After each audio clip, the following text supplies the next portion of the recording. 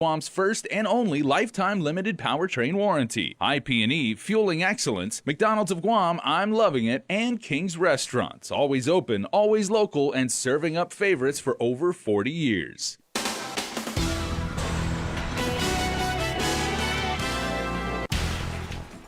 Coming up on Prime Time, so what are the Department of Public Health's plans for expanding COVID-19 testing on island? Plus, Rear Admiral John Manoni gives an update on the USS Theodore Roosevelt at today's press briefing. And local businesses that weren't able to avail of the Paycheck Protection Program get ready for a new round of funding. Half a day and good evening. I'm Adriana Cotero. Before we get to the latest on efforts with containing COVID, a message from one of our frontline heroes. Half a day, I'm Private First Class Aubrey Garrido with the Guam National Guard. I'm proud to serve the people of Guam. We're in this together and you can help us fight this battle. Stay home, stay safe, and wash your hands. We can't express enough gratitude and appreciation to all our frontline heroes. Thank you for keeping everyone safe. Expanded testing for potential COVID-19 infections begins this week. Public health plans to go into high-risk infection areas within the villages to test those with even mild flu-like symptoms. Nestor Lecanto reports. The governor says fewer and fewer people are presenting themselves with symptoms, and so if they're not coming in, public health, which the governor says has the authority to do so, will go to them. We are going to expand out to populations that we feel may be a higher risk of infection than other populations. Those include dense housing areas with low-income populations that tend not to have health insurance, says Public Health Director Linda DeNorsti. What we're doing is we're working, I've already spoken to the mayor, the president of the mayor's council, and we're identifying areas where we know that all these individuals can be present and we'll have a good turnout, especially in these isolated areas. Public Health will set up drive-through and walk-through areas such as public gyms and basketball courts for people to come for the test. The governor says they will eventually expand further. And then, of course, once we have a full capacity of our test kits and our test machines, we'll expand it more to frontliners and so forth. Public Health says it will soon be receiving regular increased shipments of test kits from multiple sources, but the governor says she's standing firm on her decision to adhere only to U.S. standards. I am only allowing test kits that are FDA approved and that have been vetted through FDA, that have been vetted through the standards of U.S. guidelines through CDC, through the American Public Health Laboratories, and other officially recognized sanctioned entities that will assure our public that when tested, that your results are reliable. Officials say they expect to be able to start conducting up to 250 tests a day and more as capacity increases. For Guam's News Network, I'm Nestor Lecanto. Moving to the latest with the USS Theodore Roosevelt, Sabrina Salas-Montanani has the latest numbers and details to a joint Navy CDC study that got underway today. Joint Region Marianas Commander Rear Admiral John Manoni confirms sailors who first tested negative and moved to quarantine hotels in Tumon have since tested positive. What he wouldn't answer is specifically how many. For TR as a whole, and this includes the sailors that are on Naval Base Guam, we've seen about a 2.5% second test positive after a first test negative. According to the latest numbers released by the Navy, a total of 8 USS Theodore Roosevelt sailors are now at Naval Hospital in Agana Heights being treated for COVID-19 symptoms, while one remains in the intensive care unit. 672 have tested positive, 3,910 negative, and a little over 4,000 have been moved ashore. Additionally, the Navy, along with the CDC, launched a serology study today into the coronavirus outbreak on the carrier. Sailors are being asked to volunteer to fill out a questionnaire or answer a short questionnaire with medical professionals, and then provide 2 biological samples, which will then be gathered up at the end of this week and flown back to CDC in Atlanta for examination. The results of the study are expected to be completed in about 1 month. What we hope to get out of this study is a better understanding of how this virus progresses through a population. And then what we're seeing, if you put that in conjunction with positives and negatives, how our testing predicts what a population will do in terms of infection rates and then symptomatics. Meanwhile, Rear Admiral Manoni announced that the Expeditionary Medical Facility at South Finnegodzin and Tent Hospital at Agana Heights are nearly completed. Reporting for Guam's News Network, I'm Sabrina Salas, Matsunani. The governor says she will be listening in on the Trump administration's conference call tomorrow about reopening the American economy. She says each state and territorial governor has the discretion to decide when to reopen their local economy, and the governor says she will unveil more about her plan this Friday. We do have a draft recovery plan. My advisors are reading it, reviewing it, and we're going to be getting information and feedback from the Economic Recovery Organized Committee that I'm also working with. And these are individuals that will give us guidelines in, like, if I say, okay, we're going to open the restaurant industry will say, yes, Governor, and these are the things that I think we should put in place. The governor last week appointed an 11-person advisory team to help her decide. She stressed that any reopening will be gradual. 508 local businesses will receive about $102 million in loans as part of the $350 billion federal emergency economic stimulus package. But many companies were left out when the Paycheck Protection Program quickly ran out of money. Congress is now working on a new round of funding, and Ken Lujan, the head of the Guam SBA office, says those who missed out need to get ready. My understanding is Congress convenes tomorrow, April 20th.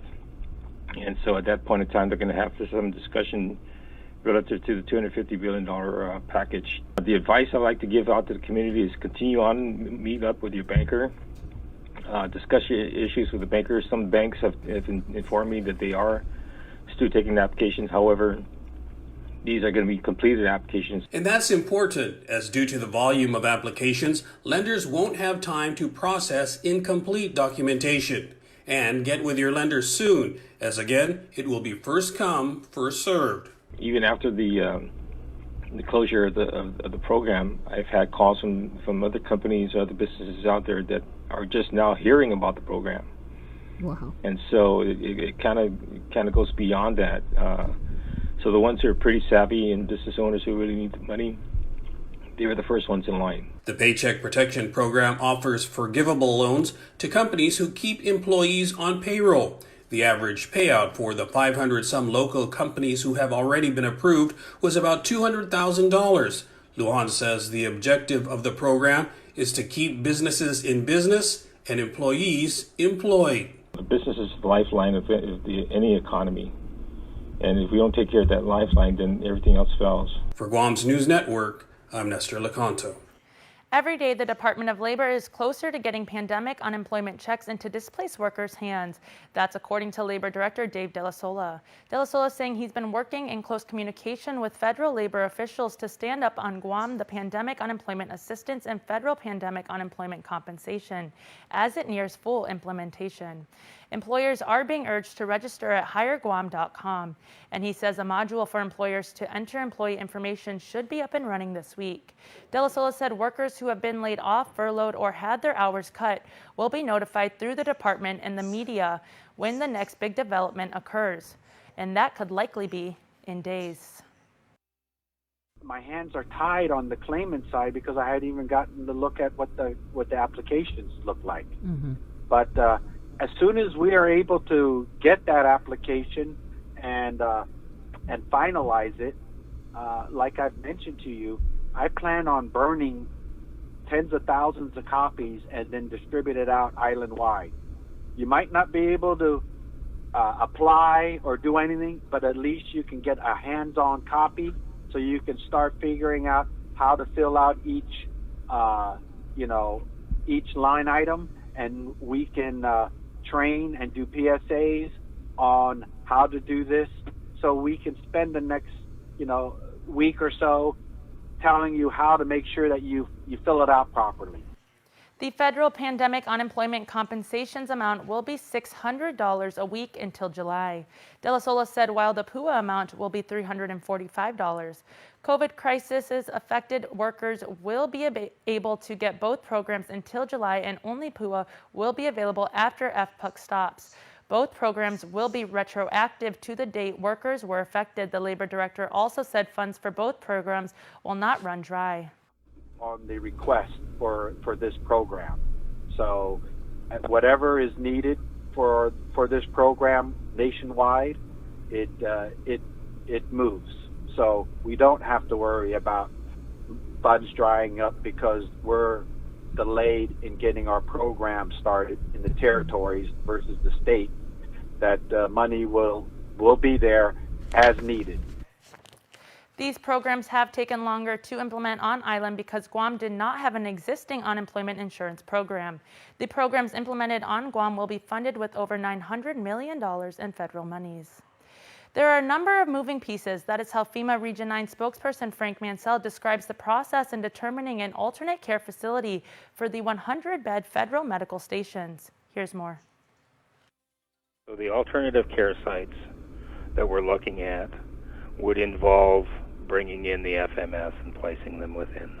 2 weeks ago, the first strategic supply of resources arrived on island through the Federal Emergency Management Agency.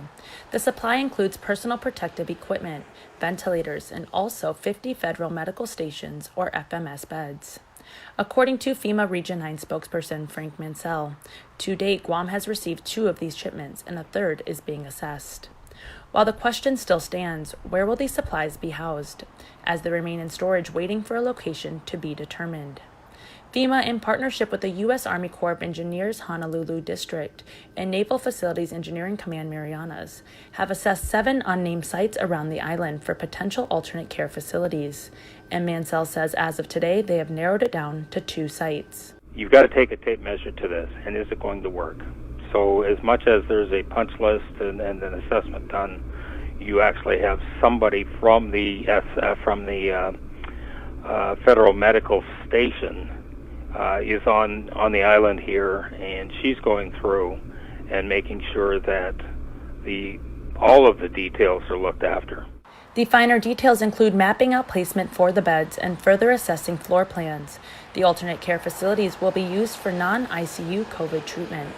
Mansell says in part of a mission assignment, there will be off-island personnel manning the sites. The Corps of Engineers can't provide medical staff, so we're going to have to go through Health and Human Services or another federal agency to pull together the staff that will look after the federal medical stations at the alternative care sites. Mansell adds Guam has kits on the way from U.S. Health and Human Services. During our I-94 FM containing COVID morning report, KUAM asked FEMA on what's become a controversial topic, South Korean test kits. According to Mansell, the CNMI's 60,000 test kit order was not shipped through the agency. However, he confirms that they are eligible for reimbursement through FEMA.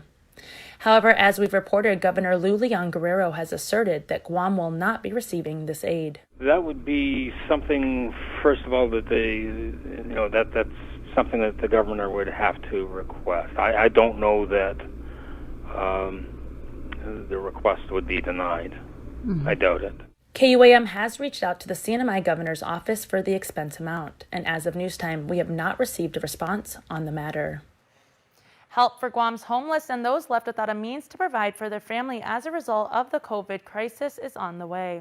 Lieutenant Governor Josh Tenorio was on our radio show this morning announcing that 1,200 new residents or households have been approved for public assistance programs as of last Friday. And the approvals are not just limited to just SNAP, but includes assistance such as MIP and Medicaid. As for providing temporary shelter for the island's homeless population, the Lieutenant Governor says they are working with the Guam National Guard. The Red Horse Squadron of the Guam Air National Guard have been out there doing their and have been basically coming up with a plan, an actionable plan that is currently in progress to make improvements, or I guess repairs, to shower facilities, making sure that they come up with a very good management plan. In the last few weeks, and definitely in the last week, there's been work being done by Gurus Ray Tapasnia with the Homeless Coalition and the private sector partners to identify, the method. There are 4 nonprofits right now that get regularly about $1 million in homeless feeding and emergency shelter monies. The instruction from the feds were to use those pipelines or integrate those pipelines, and what the response was. The Lieutenant Governor says some of the challenges have been trying to ensure there's a proper facility and the manpower to open it. According to mayors, the government is eyeing Paseo as an option for the temporary shelter. Stick around for more news here on Prime Time. You're watching KUAM. We are open to serve you at Cars Plus Guam. Need a quick service for your vehicle? Visit our express lane at Cars Plus. Done fast, done right.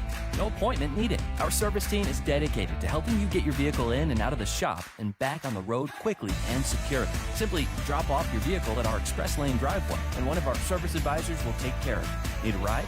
Not to worry. We have a shuttle vehicle ready to drop you back home and pick you up when your vehicle is ready. Open Monday to Saturday from 8 a.m. to 5 p.m. Visit us today. We are open to serve you. We value relationships because when we commit, I love you guys until you're 80, until you're 90, until you're 100, forever. We are in it for the long run, so you can enjoy the moments that matter. Because when we commit to relationships, we never stop caring. Calvo's Select Care, health care that is always there for you. I'm Bernie Valencia with Matson. Our local Matson team understands that these are very trying times for everyone.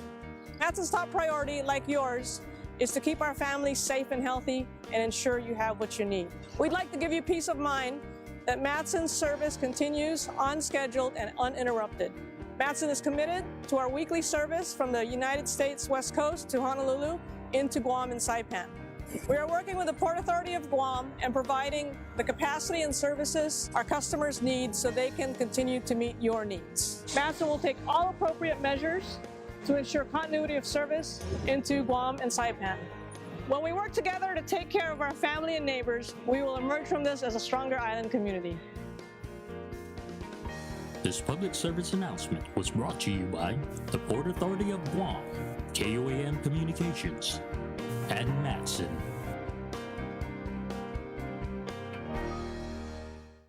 King's Restaurants are still cooking up your favorite breakfast, lunch, and dinner plates and have them available for carryout and delivery. Call them in Tamuning at 647-5464 or in Dedito at 637-5464 and order for carryout. For delivery, please download the free Grab and Grub app and follow the instructions to get King's delivered to your door. Be safe and stay healthy until we see each other again at King's.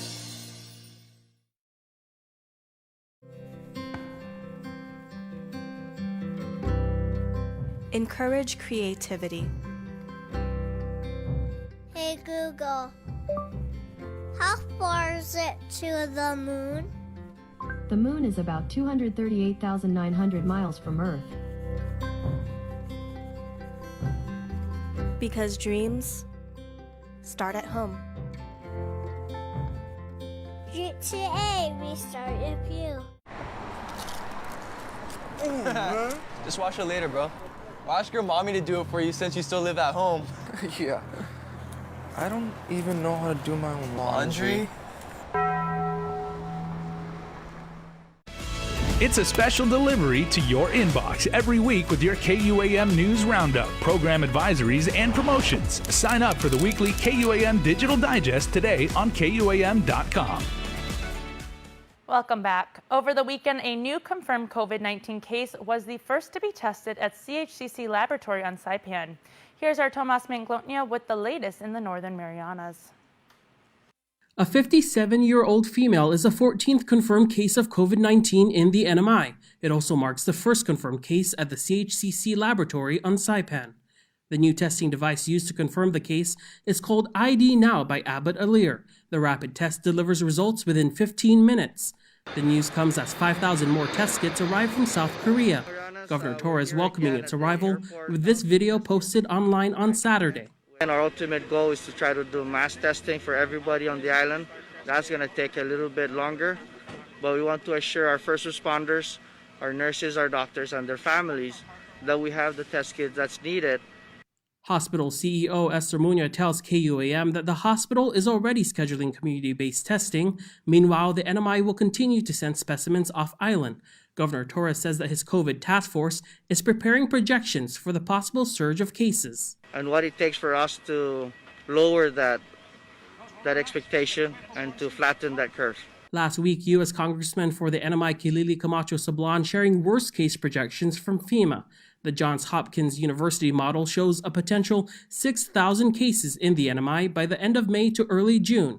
Reporting for Guam's News Network, I'm Tomas Manglona. The NMI now has 25,000 of the 60,000 test kits acquired from South Korea.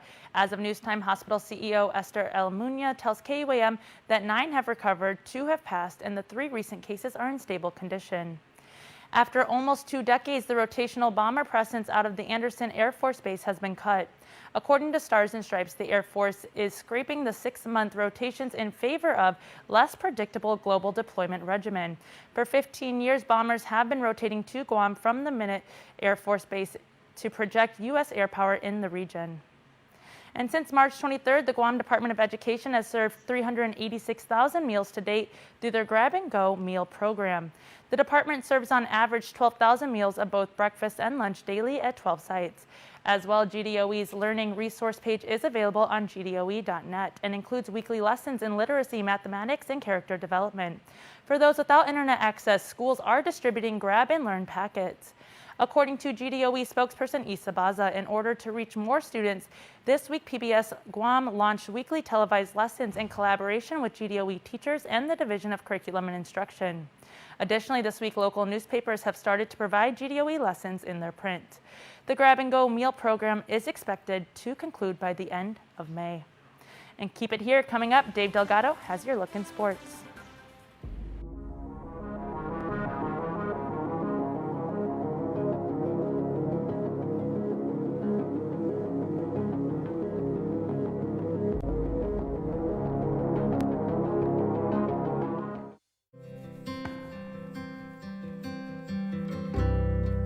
Encourage creativity. Hey Google, how far is it to the moon? The moon is about 238,900 miles from Earth. Because dreams start at home. Today we start with you. Want a real taste of New York? The Big New Yorker is back with a big, bold taste and a sweet marinara sauce on a crust that's 30% larger than our large. Handmade to perfection. It's just $9.99 per carryout. The Big New Yorker, only at your island Pizza Hut. Guam's auto appearance specialist, Elegant Reflections, has been providing the automotive industry with professional detailing and car care products at its highest quality, from complete detailing, full interior detailing, exterior detailing, headlamp restoration, hand washing, seat and carpet shampoo, engine degreasing, undercarriage cleaning, paint sealant, fabric protection, paint oxidation removal, and so much more. Visit us at our new location. Call 646-5555 for an appointment. Elegant Reflections, Guam's auto appearance specialist, over 20 years of experience. Morning, 2 coffees and 4 orders of those new donut sticks. You must really love these donut sticks. I do, but they're not for me. They're for them. Stick me in the middle. I'm losing my mind. I will take a coffee, though. Introducing new cinnamon sugar donut sticks from McCafe, made fresh every morning. It's a little sweet to go with your coffee. MTO Maintenance will now completely sanitize your home, office, or business with state-of-the-art commercial sprayers. For over 30 years, MTO Maintenance has been committed to the health and safety of our customers. And now, more than ever, a clean home, office, carpets, and furniture is a necessity to our island. Give us a call today. Stay healthy and stay safe, Guam. Call 647-6861 for an appointment.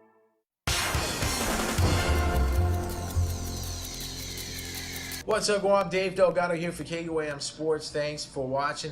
Tonight on the show, we're going to hear from FD star Matt Fegiger, who's going to be playing some postgraduate basketball for St. Andrews.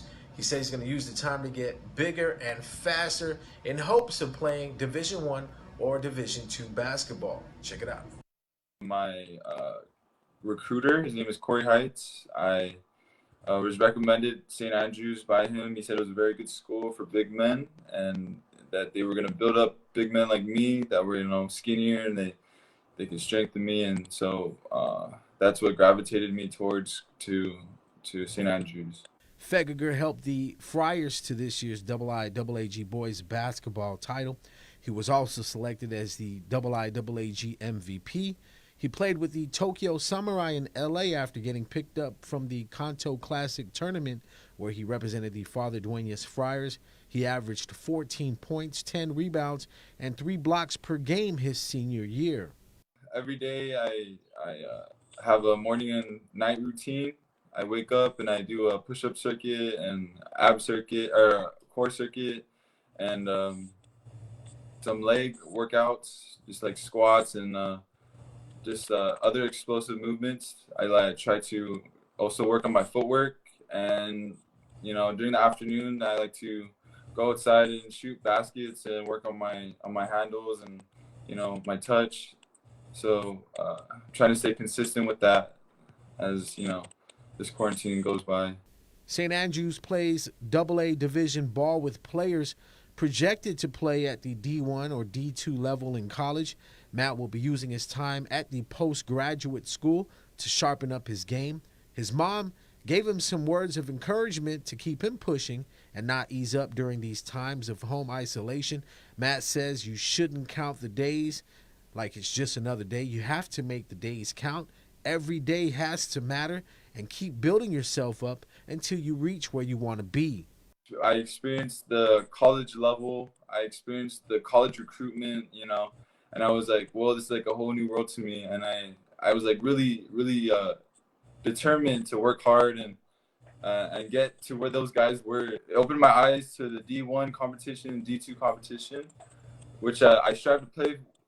I strive to play for D1 or D2. It doesn't really matter. It just depends on the program. So I'm really looking forward to seeing like the offers that I will get from St. Andrews, and hopefully good news in the future. In national news, the WNBA held their virtual draft over the weekend. The show started with an honorary draft with WNBA Commissioner Kathy Engelbert selecting 13-year-olds Gianna Bryant, Alyssa Altobelli, and Peyton Chester, who were among the 9 killed in a January helicopter crash that also claimed the life of Lakers legend Kobe Bryant. The 3 girls were from the class of 2024. While it brings us pain not to see their dreams come to fruition, I'm grateful and proud to announce them tonight as honorary draft picks. In the 2020 WNBA draft, in alphabetical order, first, the WNBA selects Alyssa Altobelli, guard, from Newport Beach, California. Second, the WNBA selects Gianna Gigi Bryant, guard, from Newport Beach, California. And with the third honorary pick, the WNBA selects Peyton Chester, forward, from San Juan Capistrano, California. Selected first overall by the New York Liberty was Oregon star and reigning NCAA National Player of the Year, Sabrina Ionescu. With the first pick in the 2020 WNBA draft, the New York Liberty select Sabrina Ionescu from the University of Oregon.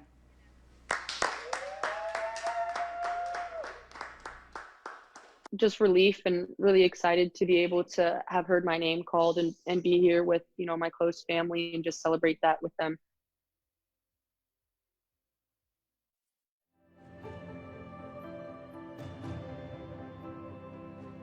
What does the brilliant cut mean to me? It means consistent quality. Right across the age expressions. We never compromise on quality and flavour. It's also the very particular cut of spirit we take to fill our barrels. Tasting it today is just as exciting as the first time I tasted it. That is the brilliant cut.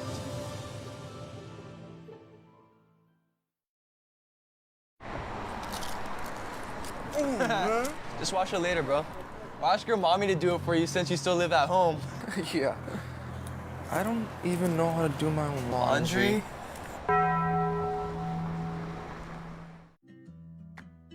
We are with you. At times when you need us most, you can count on us to be there. When you need someone to talk to. When you need to stay informed. When you need to brighten your day. When you need to stay connected. We are here keeping our promise that while the world is changing, we keep working so you can keep connecting. We are your Docomo Pacific family, and we are here to help.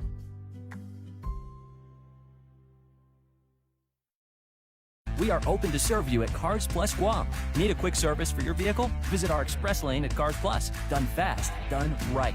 No appointment needed. Our service team is dedicated to helping you get your vehicle in and out of the shop and back on the road quickly and securely. Simply drop off your vehicle at our express lane driveway, and one of our service advisors will take care of it. Need a ride? Not to worry. We have a shuttle vehicle ready to drop you back home and pick you up when your vehicle is ready. Open Monday to Saturday from 8 a.m. to 5 p.m. Visit us today. We are open to serve you. Want a real taste of New York? The Big New Yorker is back with a big, bold taste and a sweet marinara sauce on a crust that's 30% larger than our large. Handmade to perfection. It's just $9.99 per carryout. The Big New Yorker, only at your Island Pizza Hut. And before we close out the news tonight, our latest round of birthday shout-outs from the Cold Stone Creamery Birthday Club. Okay, everybody, born on this April 20th, happy birthday to Fran Munoz. We hope you have a great quarantine birthday, and we love you, say your friends. Kazea Cepeda, happy 6th birthday. We love you and so proud of you. Love Grandma and Papa. Xander Time Glow celebrates birthday number 3, and he's getting love from Mommy, Daddy, and siblings. Christian Santos has a birthday today also, so happy birthday, Christian. Happy birthday number 4 to Riley Mangrobang. We love you and have fun from Auntie Joyce, Uncle Jerry, Alyssa, and AJ. Linda Hernandez Avila. Happy birthday, Mom and Mama. We love you with a heart emoji, says your family. Davia Julia Crisosimo celebrates birthday number 13, and Precious gets birthday greetings from her dad. Tammy Woostig has birthday number 20. Birthday number 20 on 420. That's awesome. Happy birthday, Tammy. We love you, say your friends. And Guinaidza St. Nicholas. Happy birthday to you from your family. Also, belated birthday wishes, and we've got a lot, so hang on. Justin Lee, born on the 18th. Happy birthday from Mom, Dad, and your siblings. Mialani Barcinas, born on the 18th, also. Happiest of birthdays to our daughter-in-law. God bless you on your special day, says your Mendiola families. Also, happy birthday to Adrian Tydinko. Happy birthday, brother, from Andre, Traven, Scarlett, and Uriah. Happy birthday to Layla Regis, who celebrates birthday number 15. Your family says they love you. Jason Rosario gets birthday love from your family, as does Robbie Villanueva. Happy birthday, Daddy. We love you from your wife, kids, and family. Vivian Gunn and Napurai Micah St. Nicholas. Happy birthday, 62 to Vivian, and 3rd to Napu. We love you and miss you, Mom and Grandma. Hope you all have a blessed and safe day. And happy birthday number 58 to Frankie D. Gracia from Julianne and the family. Whew. Happy birthday to you all.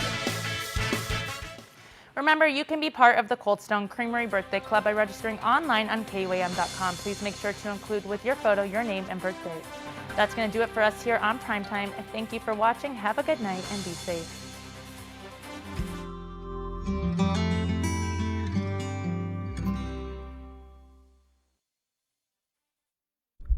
He does the sign a thing.